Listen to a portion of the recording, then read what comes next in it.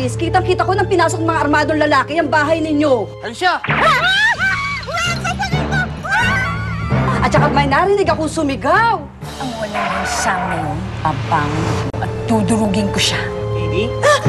Dick! Presidente ng fans club ko! Pwede ba lumayo ka nga dito? Wala na nga kaming matirhan. Kanina pa kami palaboy-laboy. Nag-ulanan na kami. Basang-basan. Merong maliit na apartment. Tsahin ko, sa kabilang kanto. Talaga? Patitirahin mo kami doon? Puntahan natin yung tiyahin ko sa Quezon. Doon na lang tayo tumuloy pansamantala. Oh, si Tita Turner. Ligtas ka rito. Walang balita rito, news lang. Loyal ladies, fast forever! Hindi ko malang naproteksyon ng sarili ko, anak. Masyado akong naging malupit sa kanya. Naisip ko lang yung nanay ko, tatay ko, tsaka yung kapatid ko. Sigurado ako, alalang-alala na yung mga yun sa akin. Ipagtanggol niyo ako. Paano ka namin pagtatanggol? Gusto ko, hanapin niyo si Sampaguito Fernandez. At patayin niyo siya. Ano, boys? Tulungan niyo ba ako? Papatayin namin si Sampaguito Fernandez. 5, 6, 7, 8. 1, 2, 3, and 4. 5, 6, 7, 8. 1. Okay, water break.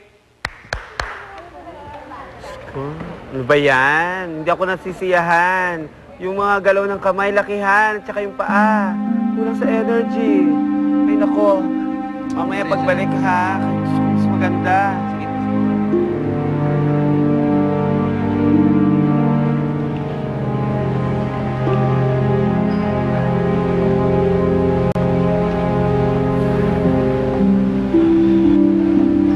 Smith, okay ka lang?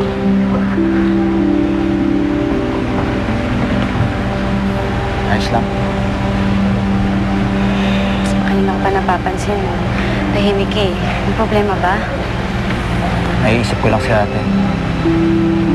Hanggang ngayon kasi, hindi pa rin namin siya nahanap. Baka mamaya kung ano nangyari niya. Hindi naman siguro. Kilala natin ate mo. Mabaludad siya. Tsaka marunong lumaban. Basta huwag ka nang mawawala ng pag-asa. Nahanap ko rin si ate Sam. Salamat, Vanessa.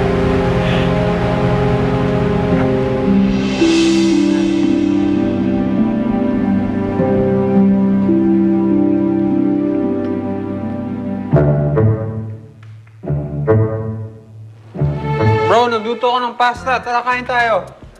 Talaga nagluto ka pa, ha? Sigurado ka bang pwedeng kainin yan? Huwag ka nga mangan-chow. Tikman mo muna.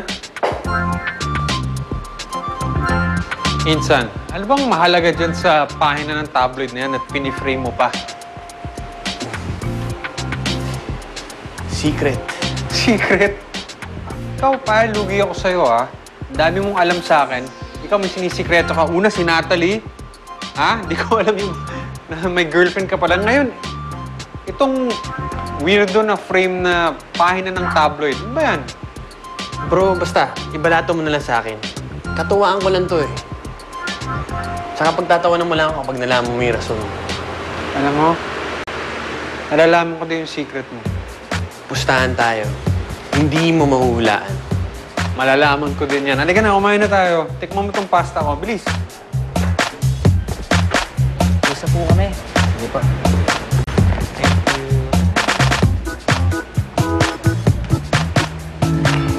Sir, sige.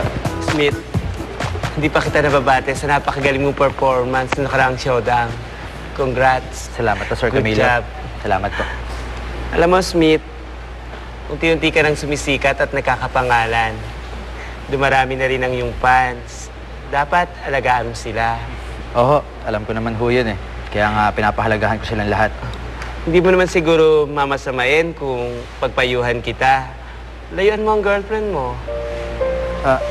Sir, wala naman ho akong girlfriend eh. Anong tawag mo kay Vanessa? Magkaibigan lang po kami. Kahit anong paman si Vanessa sa buhay mo, hindi magandang nakikita kayong close in public.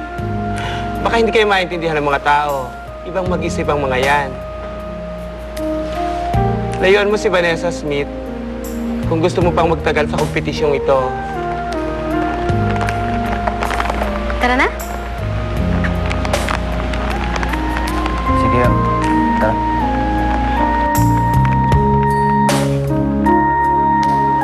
Gusto na kaya mami at daddy mo?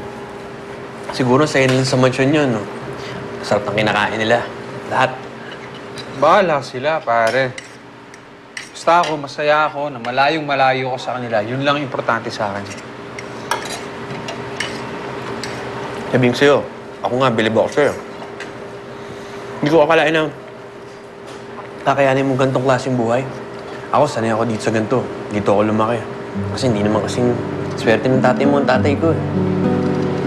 Minsan, mas gugustuhin ko pang maging daddy yung daddy mo kaysa sa tatay ko. Kasi naman, yung daddy mo naging mabait sa akin. Pinatira niya ako, pinag-aaral, pinakain. Akala mo lang yun. Ginawa lang niya yun para magyabang. Magyabang sa tatay mo. Gusto niyang ipamukha sa kanya na mas magaling siya, mas marami siyang pera, mas malayo narating niya. Pero yung pag-iisip nun, bro. Okay.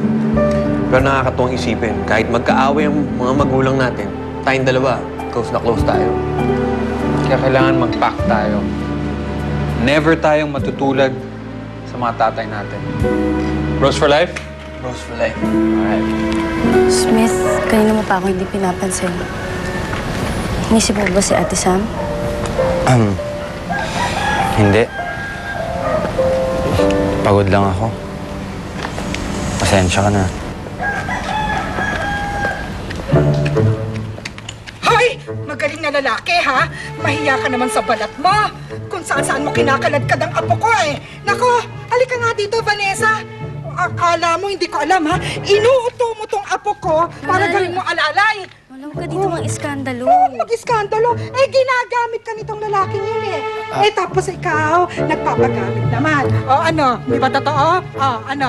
Lola Madonna, mali ko iniisip ko. Mali! Kinakaladkad mo, apo ko. Umuwi ka na doon. Sa mga impluensya yan, eh.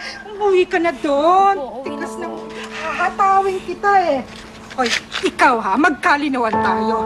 Layuan mo, apo ko. Naiintindihan mo, ha? Ha? Ha? Kakagigil ka. Wrinkles. Pag ako nakalbo, ha? Pag ako nagka-wrinkles, lagot ka sa akin.